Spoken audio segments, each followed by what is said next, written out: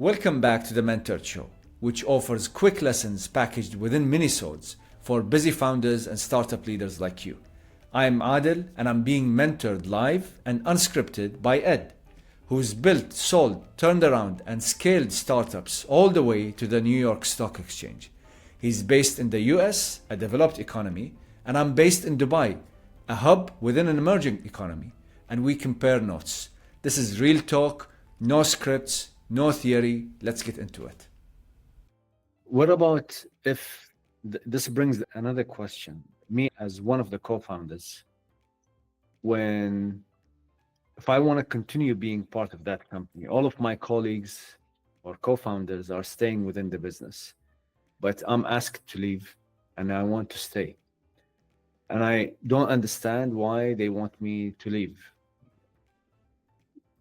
In that situation, let's say there are two perspectives: the perspective of the majority of the team, the CEO. There is the perspective of the acquirer or the acquiring company, and then there is the perspective of me as an individual. And I have a scenario that I can't disclose in my mind of someone, and this happened to them. Now, for this person, leaving is not necessarily an easy move, because it could be seen as, Adel, you're really bad at your job, that's why we want you out. So that could actually have a stigma in my career if I do that. So the natural tendency is to fight back or come up with a very positive narrative where, oh, I left because I made the choice and this is how much money I made. So in this situation, what have you seen that really works? I mean, do you have any stories, any advice for the CEO or and how can you detect such toxic? I don't want to call them toxic. It's because it's the circumstance. They worked hard for this company. But how can you mitigate the possibility of having a negative outcome or a PR with someone that you definitely see logically doesn't fit in anymore? Like the CTO, for example. You have already a group CTO, you have two companies doing the same thing, but you wanted market access. So that second company, you don't require their CTO to be there. You actually probably are shutting down their product. You're keeping your core product, which actually works well. Well, you're asking questions that are obviously very people-oriented and team building oriented. So let me start by saying that when an acquiring company is looking out in the market, asking the question, who do I buy? These exercises, these efforts in M&A, they don't happen overnight. I think the shopping process is actually one of the most time consuming. Acquiring the business and all the mechanics to pull together the organizations and whatnot, that becomes quite quick actually in the grand scheme of things, but the selection process takes a lot of time for the reasons you've just asked.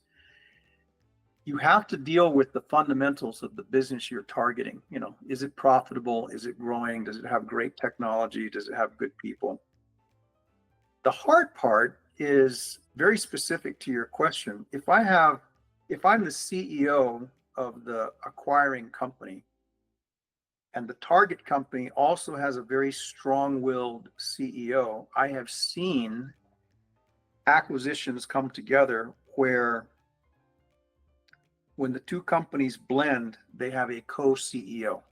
I think that is a hot mess with a very unhappy outcome. Because unless it's a merger of equals, and even then, I'm not a believer in co-CEOs, you need to have one leader. And this is where the board of directors becomes a very important part of the conversation. Who is the strongest CEO that is going to lead the combined business? That's a very important question. In the merger of equals, it's complex. And oftentimes what happens is you have co-CEOs for a short period of time, and then someone goes away. And I think that's natural because founders of companies tend to be very type A. They have big egos, And if you're being acquired in the classic sense where you're being acquired by a larger company, you have to check your ego at the door and realize you're being bought for a reason. And you're going to be rewarded for that. So you can either choose to play in a bigger pond now, and because you're playing in a bigger business, there's bigger rewards. So you should be asking yourself, what's my best role in this new company? And if your first response is going to be, well, I can't take a position anything less than the CEO, I think that's kind of a stupid position to take, because you've just set up a conflict without any good reason for setting up that conflict other than your ego. But I think these conversations take time. And if I was an acquiring, if I'm out there shopping, I'm the acquiring company chief executive, my first concern would be, can I work with the founder and co-founder of the business I'm about to make an offer to?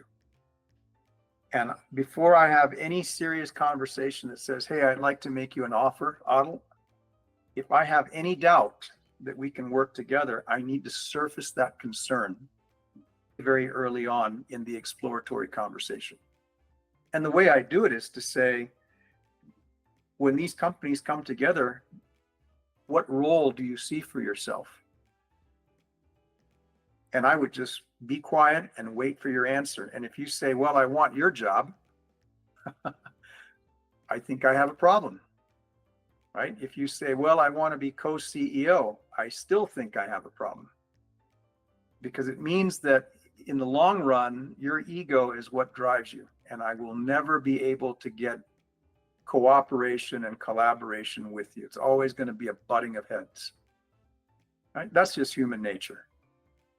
And anyone that says, well, you know, two big egos can come together and work, it's not impossible, but it's very, very unlikely that that will happen over the long term. And I would challenge anyone to say, go out and look at any public company of any size and tell me who the co-CEOs are. It doesn't happen. Yeah. And you run that exact exercise from the CEO all the way down, because you're going to have two salespeople, right? Two sales executives. Which one wins? One is going to go away. Two CFOs. Which one wins? One is going to go away. Two CTOs. Your question.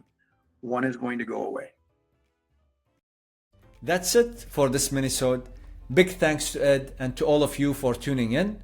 If this sparked something, hit subscribe so you don't miss the next one, and make sure you share it within your network. Got a question for Ed? Drop it within the comments.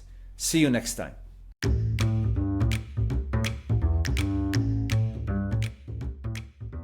Please note, the views and opinions expressed in this podcast are those of the host and guests and do not necessarily reflect the official policy or position of any affiliated organization. The content provided is for informational purposes only and should not be considered as professional advice. We encourage listeners to conduct their own research and consult with relevant professionals before making any business or career decisions.